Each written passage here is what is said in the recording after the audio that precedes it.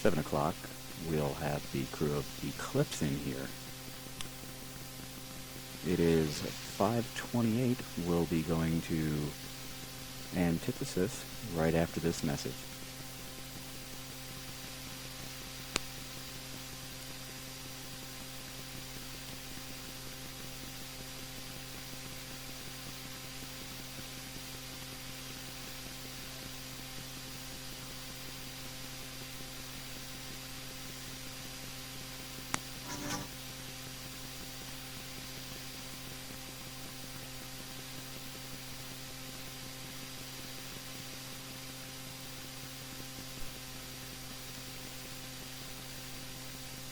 Apparently we're having a little problem with that one recorded message. We'll continue with Antithesis right after this message.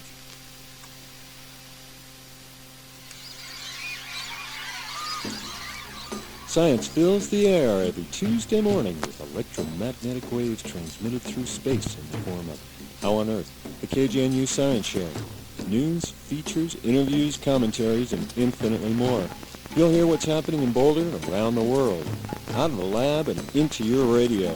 It's How on Earth, every Tuesday morning at 8:35 on KGNU, Boulder.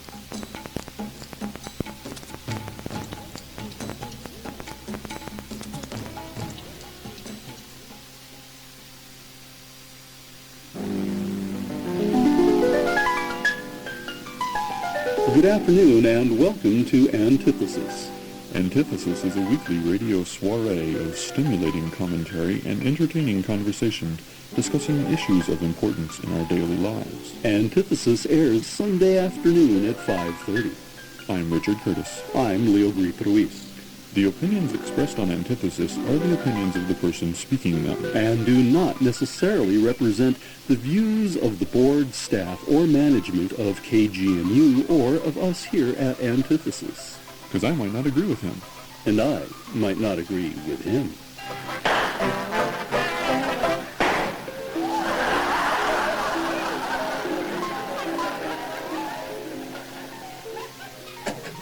The Empire and the Peace Dividend. Recently, the new Secretary of Defense, one William Cohen, announced that not only is there no peace dividend now, there will never be one. I guess we're supposed to believe that there was actually a small peace dividend for a week or two because Cohen described the dividend as being over. The Secretary wants us to spend even more money on bombs and guns, really fancy ones, of course. There is no peace dividend because the fundamental dynamics of American society remain unchanged since the end of the Cold War. People like to pretend that we had to have this huge military rather than feeding, clothing, and educating our children because of the Soviet menace. Well, it turns out the real menace all along was the United States and its military conquest of the world. These days, we call this process of conquest capitalist imperialism. The U.S. is the mightiest empire that humanity has ever known, and our empire is so strong that most people just take it for granted. The truth is that the ruling class in the U.S. uses the military might of our armed forces to impose their profit-lusting will upon everyone. If anyone challenges our capitalist right to exploit every human being on the planet, our rich people will have those naive, independence-minded fools bombed into eternity. We know this to be true, but we like to pretend that the military is actually extending democracy around the world. The same truth holds for our Cold War history as well. There never was a Soviet threat, nor was there ever anything even remotely resembling a Soviet empire. The purpose of an empire is to extract wealth from the periphery and bring it to the center. In our case, the wealth of the Third World is forcibly extracted to make American capitalists even richer. As we know from the rhetoric about Cuba, the Soviet Union actually had a net outflow of wealth to its periphery. Cuba, for example, did not allow the Soviets to own anything in Cuba, and the Cubans benefited nonetheless from favorable trade terms that ultimately cost the Soviets money. In the American empire, we also provide aid to the periphery, but the profit extracted by the few is many times more than the aid paid for by the rest of us. Why do Americans think, then, that the Soviet Union was a threat? Nuclear weapons? It's true that the Soviet Union built and maintained weapons of mass destruction with the purpose of defending themselves from us. But we said the same thing. We were supposedly just protecting ourselves. The fact that the Soviet Union never even tried to develop a first strike capability, this according to the CIA itself, seems to go overlooked. The country that continually tried to develop newer and better first strike capabilities is us. Who is the aggressor? Thus, Secretary Cohen tells us we still need to spend even more money on even better weapons, and we must be prepared to fight 2 wars on different continents simultaneously. Why? This part he's a little vague on. He says something about drugs and terrorists, both problems created indirectly by our military domination of other people and directly by the CIA working with drug smugglers to fight illegal wars. Isn't that convenient?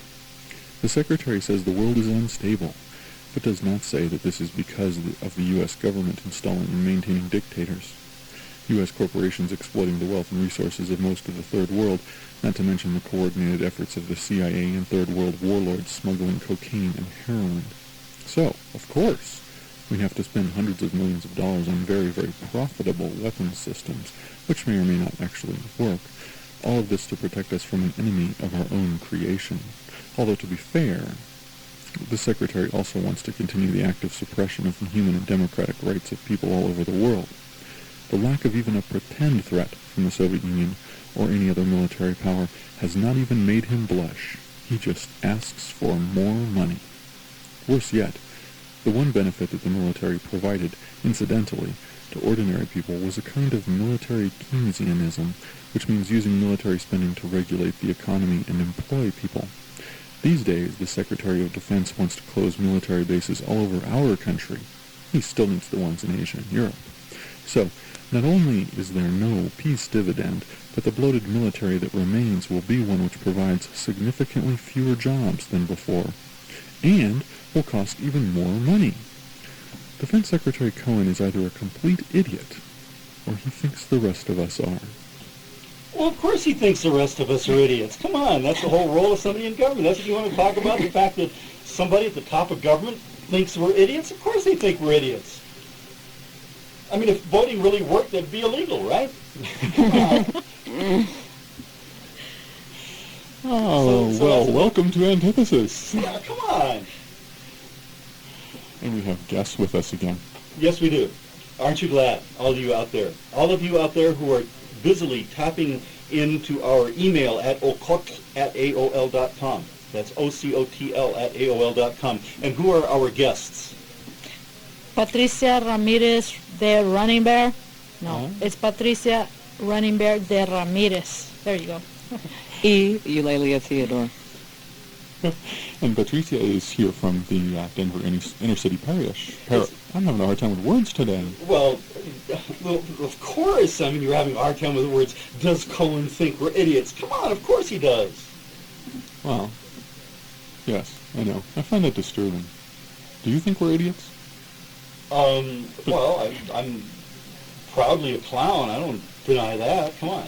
Boy, oh boy, if I tried to deny that, I'd be in trouble. You see, Patricia picks up on it too. Well, Eulalia's got, her goofy aspect, and I'm not even going to talk about, whether I think you're goofy or not. I'm the straight man, so I can't be goofy. And a tall one at that. Very tall. Patricia is, assistant director? Is that correct? What's your title? I harassed him into giving me associate director, yes. Associate director of the Inner City Parish, which is a social services agency on Denver's west side, and Eulalia Theodore is a middle school teacher for Denver Public Schools. Mm-hmm. Proudly. Do you teach social studies? Not anything in particular? directly, indirectly, with readings that I coerce bilingual students to read that relate to their cultures. That's your primary activity? Mm-hmm. Lots of nonfiction. So what have the benefits of the peace dividend now at the end of the Cold War been the ones that you have seen come down the pipeline as a teacher right there on the front lines of educational whoop-de-doo? There don't seem to be any drills for hiding under the desks anymore. Well, that we had when I was a Yay. kid. that must be positive. That was one of my There are favorite. tornado warning drills and fire drills, but I no, like that duck and cover stuff. I mean, it was kind of like scary thinking about it was. Those nasty Russians were going to come and get us all. But at the same time, it was always funny. The class clown would get up fast and bump his head on the desk and fall down, and That was you. But those are the I remember that. implications. But so in other words, there has been nothing good has happened because there's supposedly peace. Well, we've been cordially invited by the G7 summit by mail to participate. By who? The school? The G7, whoever they are, also Peter Coors, who sits on the board. G7. That's going to happen. That's the big... England, Germany, Italy, France, Canada, United States, Japan, and who did I leave out? Somebody. Well, the plus one is Russia. Well, that's the plus one. yeah. I left one out. So it makes it G8. So that's hitting home here in Denver, June 21st. We've been invited to it officially to participate. What is the participation supposed to be for you over there on the west side?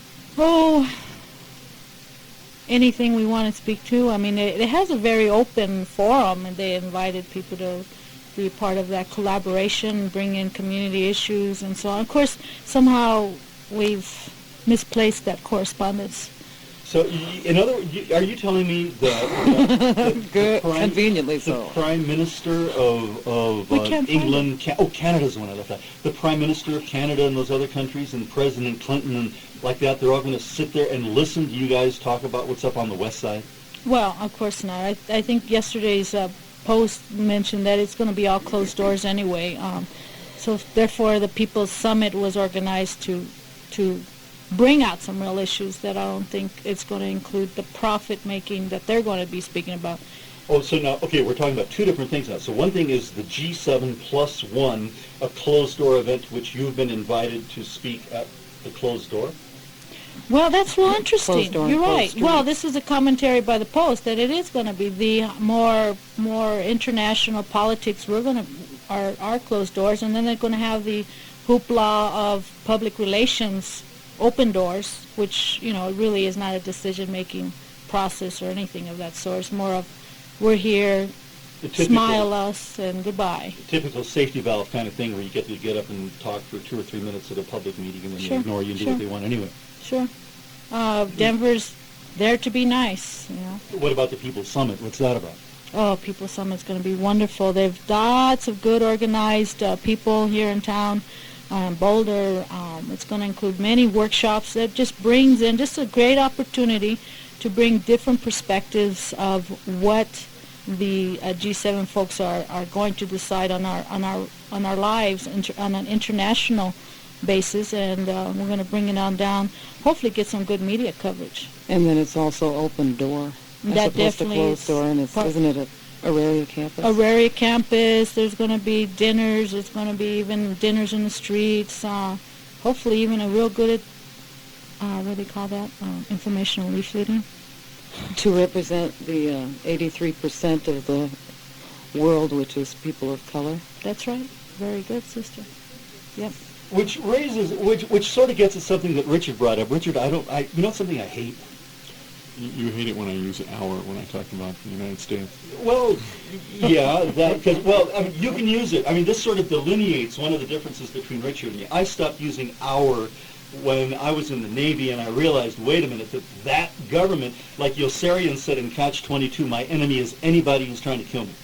Mm. And I realized at some point that I was in no way represented. My voice mattered not one whit for nothing, and I stopped using our, referring to the corporation doing business as the government of the United States, or the settler nation state doing business as the government of the United States, and began using something else. But no, even worse than that, well, not necessarily worse, at least on the same level, is the idea of third world or fourth world. I mean, with the end of the so-called Soviet bloc, is there now no, I guess, well, There is no second world. Well, China? China and Cuba. And China, I guess, is pretty big. Vietnam. Pretty big. North Korea. But to me, the idea Zimbabwe. of saying first, And probably the Congo. West Side Community. second, And the West Side community. And fourth world is a way of marginalizing and then trivializing a lot of other people. To me, it's like we're all just on one world, and those people who are, let's say, the Hopi Kikmonguis, the traditional leadership of those people, and many other, indigenous nations, many other places, those people are national leaders at the same level as those people who are going to be sitting at the big table behind the closed doors at the G7+1. And they should be respected that way, and as long as we say first and second and third and fourth world, what we're doing is marginalizing all of those people to some sort of junior category, which means that somebody else gets to go around and be their champion instead of recognizing that they should get the same respect that every other national leader gets. But you are not doing the marginalizing. There you said we, and you should not be able to. Say, what did I say? You said we're marginalizing, but you personally are not. So Oh, yeah. No, they are our marginalizing. show. Those they over there. Uh-oh, No, busted. no, I It's told the they, the first me. person There is a spoke, book no. called We're Number One. I don't know if anyone's familiar with it. Shapiro, I think. I haven't read the entire thing, but it's intending to satirize with statistics the mentality, the U.S. mentality of we're number one, and number one in infant mortality rates, number one in golf courses, number one in just like all Cuba. kinds of Cuba number has a ones. Cuba has a lower infant mortality rate than the United States. That's right. That was actually Per capita. just as of last year. They've long had a low, and Havana's long had a lower infant And mortality since rate than a lot of big Batista- cities, but the Since whole country Batista now. has probably the highest, thanks to Castro, the highest literacy rate among the citizenry than ever before. But I think that you're doing some injustice in protesting my use of first and third world, because I think those are objective facts. I mean, that's why people use them. It describes a reality that exists in the world. Those were the bites that were given to the population to sound off third world. The and media that's- Well, it's just in the sense that wealth is extracted from the third world. The third world is the places in the world in which wealth leaves. The first world is the place in which that wealth goes. And go ahead. Excuse me, it is fascinating that the first world, so to speak, is all, the G7+1 are all, except for Japan, Caucasian countries, or Caucasianly led, patriarchally led countries. Well, the +1 is sort of a junior member, but the 7 are certainly the leading capitalist Still a countries. That's the good, whole point. solid, white lead. And Japan has a long history Lead. of imperialism, too, before even its capitalism. And fourth world is, of course, the category into which traditional indigenous are peoples. placed. Well, And would they call themselves I don't know that. Fourth world? I think that fourth world terminology comes up as a protest to the whole first, second, and third thing too, because clearly indigenous peoples are part of the third world. They're the ones whose is that wealth right? is Why stolen. does my birth certificate say Caucasian if I'm Mexican? Because I was born on this side of the brown border.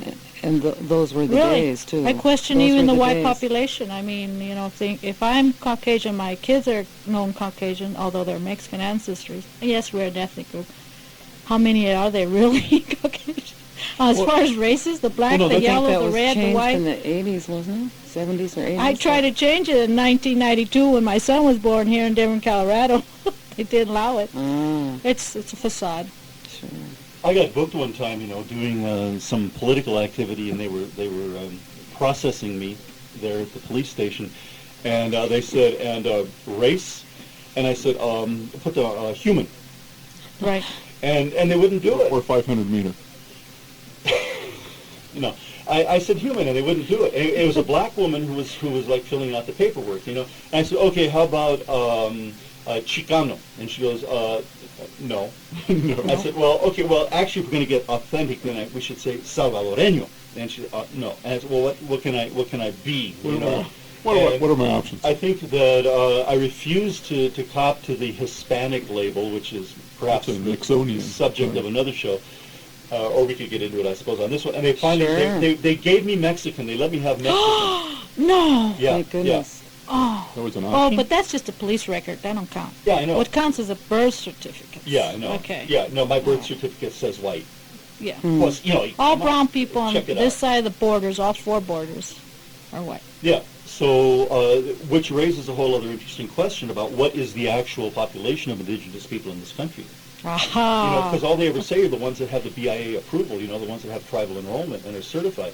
And there's people According to the feds. like in Oklahoma, there are people who are stone solid, like full-blood indigenous as much as you can be, but they have, because that's where the government dumped all these different native people, they have people whose grandparents were all these different nations. So they don't have enough of a blood quantum to qualify for one U.S. government-approved tribe, so they don't get to be Indians. Also including the Genocide? African Native Americans. Probably 85% of African Americans have Native American ancestry as well. And they may not be counted. Right. Well, think the they're state of counted. The Florida numbers are is- counted. That's why there's G7. I mean, the Caucasian numbers are there, but are they really there? Only the World Bank knows. Mm. And Richard, come on, tell us, what did you really want to talk about? I think the point is that Americans don't think of themselves as being part of an empire. As being imperialistic? Right. Well, Americans And the actually British were all hip to it because it was cool, for a while in the 19th century to be in the heart of the empire. But Americans, we've always kind of thought of ourselves as non-imperialist peoples. We'll have to ask Puerto Ricanos about that. Yeah, they obviously haven't looked at the flag. Alaskans about that. Hawaiians, aloha. Hawaiians Or about how that, about right? asking anybody that, Filipino. And Mexicanos from Yes. this part of the United States. anybody that's from the land that, is represented by stars number 14 through 50, to say nothing of the original 13. But Richard, something I got to say, Stolen something land. I really like about you is that you are one of the teeny minority Oh my. of European Americans who don't get uptight and start acting like you're a piece of bacon on a hot skillet when you hear somebody use a person of color in particular say white people. White people. No, And this is fascinating. Okay. Oh, on the contrary, white people are trying to find their own heritage. They've known that they're starting to realize they've been lied to too. Oh, definitely. But what I'm saying here Sheesh. is that it is very interesting, though, to see that the term black, the term red, brown, yellow, those kinds of words in a lot of groupings, like, check it out, right, movement meetings, those words just go by and everybody just goes, And so But there are only then- 4 races on the planet? But then, if you say white people, a lot of folks suddenly get nervous that you brought up something that you're not supposed to talk about. And actually, I would take issue with you, Eulalia, and say, actually with everybody here so far, because you're using the word race. Because Or- race is man's most dangerous myth, and I won't believe- say that woman's. I believe that a better word would be color when Right. when we're talking about, because there's one human race. But there are those Many proverbial 4 colors that are used as, and that's, as we know, mierda. Yeah. However, I mean, that's fairly convenient. There are many peoples.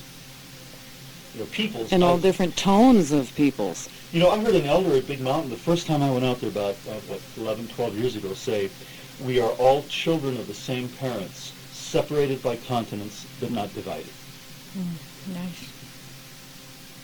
But that's still not what Richard really wanted to talk about. No, you want to talk about capitalist The imperialism military-industrial and government complex. Okay. So tell us about your military-industrial complex. How long have you been feeling this way? Did you have to pay any taxes this Steven's year? been running for a few years. Did you pay Oh, taxes? yeah. Oh, yeah. That always bums me out. Psychologically, that's probably... Well, it's a mugger. I mean, come on. Some mugger pulls a gun on you, steps out of the alley, pulls a gun, says, give me your money, or give me 15% of your money, or let me give you this form and you figure out how much of your money you're going to give me, you give him the money. Yeah. That must be the There's real no weapon. moral dilemma Well, I to don't- dealing with a mugger. Yeah, I mean, but the issue for me is not taxes, because I'm perfectly comfortable paying taxes. The issue is what's done with the taxes, and I resent taxes being used to, starve innocent Iraqi children. Thank you. or bond the zapatistas, or, the myriad of uses to which Or all the tax money is put. Or innocent Lakota children. Or innocent Lakota children. Oh, we could go on and on. The money gets used for what? For space shuttle. Oh, immunizations on black people in launching spy 1950s satellites. for, what was that? Was it 40s? They just What? recently, Oh, Clinton the, had just apologized. yeah, Oh, that was Tuskegee. from the 30s. The 30s. Tuskegee experiment. Yeah. It's in the book called Bad Blood. Yeah. I don't want to pay for that. And either. Ulippians pay for Theater that? did a play Well, about your it. parents did, or grandparents. Yeah, Oh, they probably didn't even Everest. know they were paying for it. Well, actually, we are paying for it if you think of it in terms of what you don't have, what all of us don't have. And one of the ways, I'll tell you what, okay, one of the ways you pay for it, how tall are you? Tall enough. 6 what? 4? Oh, 6'4". 6'4". You're 6, hey, I got it right. You're 6'4", light skin, white cap, blue eyes. We're sharing the same microphone, so I don't want to look at Blue's eyes too long here. Uh-oh. It's getting very romantic. That's okay. They aren't contagious. But the point is, Blue eyes aren't contagious. but the point is that if you walk around certain areas of certain cities at night, you may have to deal, or even during the day, you may have to deal with somebody that's got a certain attitude toward you, which I know you as a human being don't deserve because of things like the Tuskegee deal. So if you think that you didn't pay for what went on around that syphilis experiment, I'd say you're wrong. No, that's a good point. Yeah. Thank you. What really disturbs me, it's kind of humorous, is the attitude that I've noticed young Mexican children have when I'm visiting Mexico, just to point and laugh.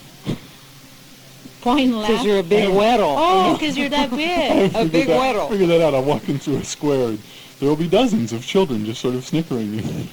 Well, in the circus, how they put obviously not very stilts on threatening. clowns, and they're... Yeah, you put stilts on a Mexicano clown, and they're as tall as you. I never thought of that. You know something? I remind them of the circus. When I was working on circuses in Mexico, this was fascinating. The Mexicanos were all cracking up because a lot of Mexicanos cirqueros, right, the circus people in Mexico, buy surplus United States school buses, elementary school buses. With really, Para? really little seats. Because the ceilings are low, and nobody else will buy them. ¿Sabes? Because the ceilings are so low that tienen que ser chaparritos, and like I'm 5'10". Are you sure it's not the corporations using them for the sweatshops? No, this is for real. This is from the backlot on the circus. Good question. From a couple of different circuses I worked on in Mexico, where my mother was 4'11". My father's brothers were like as tall as Richard and taller, 6'4", 6'6", 6'8", like that. So my height is halfway between my mother's height and my father's height. My father's parents came from Germany, right? And so I was just bumping my head on the ceiling. But the Mexicanos, who tended to be I'm about average height for somebody within the current borders of the United States, 5'10", more or less. In Mexico, I would say average height for a man is probably around 5'7", 5'8". And so they really did. They were able to get good deals on these school buses. In fact, they looked forward to getting contracts with circuses in the United States so they could come to the States and make the bucks and find themselves one of these used elementary school buses and take it back to Mexico. So in essence, how would you say that paying taxes and not having a choice to where our taxes go relates to that? See, it's dangerous to ask Leo how he got this in a country. Now, I the think other- that was my turn. I was thinking this it's really morning- kind of a twisted road. Well, we're On talking our- about you because you were so tall, okay? Right, yeah. And you does pay being taxes, so tall, and that's how it affects What does being us. so tall, Richard? You answer. What does being so tall have to do with Cohen wondering if you're an idiot or not? That's true. I'm taller than he is. How dare he think I'm an idiot? Actually, we should probably do the rundown, let people know they're listening to Yes. Antithesis. This is, of course, regular Antithesis. feature on KGNU, and this is Richard and Leo, the usuals. And we have some guest accomplices. Right. We have Patricia. Ramierez de Runningbear. I love the way she rolls those R's. Patricia is from the Denver Inner City Parish Human Service Agency. Right. Doing good work. Interdenominational, yes. And- Doing what the government And- has lacked to do. And Eulalia, Theodore. Theodore. Ooh, rolls Just thought at I'd ours throw that in, too. too. Who's a middle school teacher in Denver. So Richard brought it- we're getting the view from people in Denver. Oh, Leah's from Denver too. Well, I live in Denver. I'm not actually from Denver. I am of Aztlán. But we're doing the larger perspective today. Yeah, of you the mentioned metro, imperialism. whole metro perspective. You know, and I think that the way that all of this stuff, from the way I see things, relate to imperialism is the fact that all of us in our own way are involved in developing survival tactics and strategies in order to deal with the period of transition that we're in, leading toward the ultimate collapse of this thing called the United States of America, which is in and of its very nature, as documented by its flag, an imperialist enterprise, an imperial power. Oh, we're still on the idea of taxes. Excuse me for sucking in air. What we And pay for? yeah, Actually, we have what the we're choice of wrapping being up. an organ donor with the driver's license. And I was thinking this morning that we cannot state who gets our organs if we're wiped out. What if it goes to a serial killer, a pedophile, Or the G7. or any of the leaders of other imperialistic countries? You know That would what? really bum me out. It's time for us to go. Wow, the show went quick. Thank you for having Huh, me. didn't it? Real quick. You've been listening to Antithesis. And if you got Weekly any opinions feature. about that, you Oh. can vent your opinions by Our new email dialing. address. Oh, our new email address is ocot It's OCOTL. at AOL.com. And of course, there is the KGNU comment line, 499-7711. Thank you very much for joining us, and thank you very much to our guests, Patricia Ramierez de Runningbear Gracias. and Eulalia Theodore. Ευχαριστώ. Gracias in Greek. And thank you all for listening, and hopefully we'll see you again next week. Yep. Ciao. Aloha. Yes.